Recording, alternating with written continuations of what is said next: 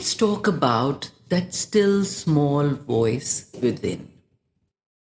When I look at myself in the mirror, I see one self. It's not really so.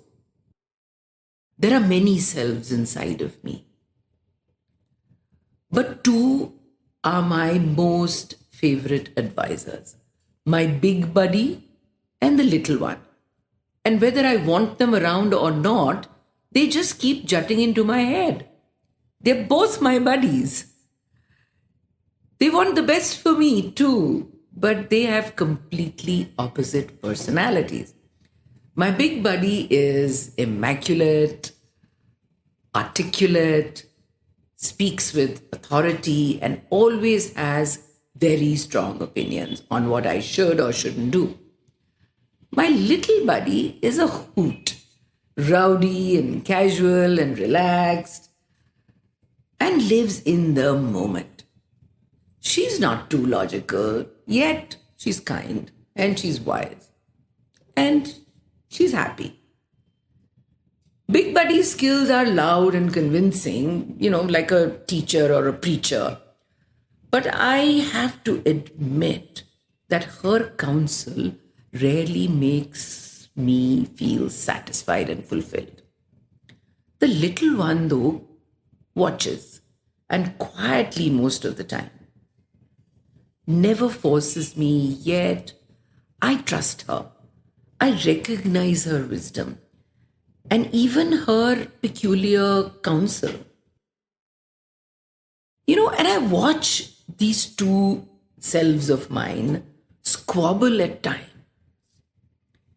And I learn that real wisdom is so different from what is drilled into us by most authority figures that we go blind to it because of the force, I think. Wisdom is sensory. It's something you feel rather than a thought or a voice in your head. It comes from the emotional center of the brain and helps you navigate your way through life. Whenever you're wondering whether a choice is wise or not, don't search your mind for an answer. Instead, hold each option in your attention and feel the effect in your body. When something is not good for you, you'll feel a constriction, a tightness, like we feel it in the stomach or in the legs. And as a contrast, the wise choice is calm and it's freeing. As I learn to watch this battle that rages every so often within me, I hear the shrieks of my big buddy. Do it this way. I told you so. Now don't go and screw this up. You're crazy to want to do that. I'm telling you, you'll fail if you do it this way. And through all this, the little one waits to be invited until someone wants to hear her. Somewhere deep inside, the little one knows that she's stronger than Big Buddy's fear. She knows and waits for her to be chosen. Wisdom is chosen. It's not feared. Since early childhood, we are trained to expect instructions through force. Do this, don't do that. We are told if you don't do this, this will happen.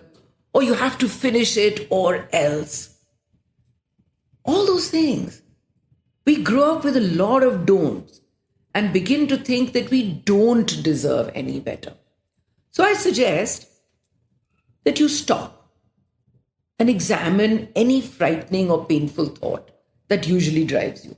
Ask yourself, is this really the kind of energy that I want in my inner space? Replace that and ask instead, what would calm do now? What would peace do now? What would the little one say right now? The more often you ask yourself these questions, the more open you become to the gentle energy of your own inner wisdom.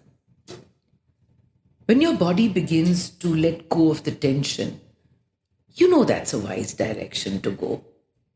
Each time you choose wisdom as your advisor, you come closer to making choice a way of life. Trust me, this is advice that you want to take. Cheers until next time. Stay well and be happy.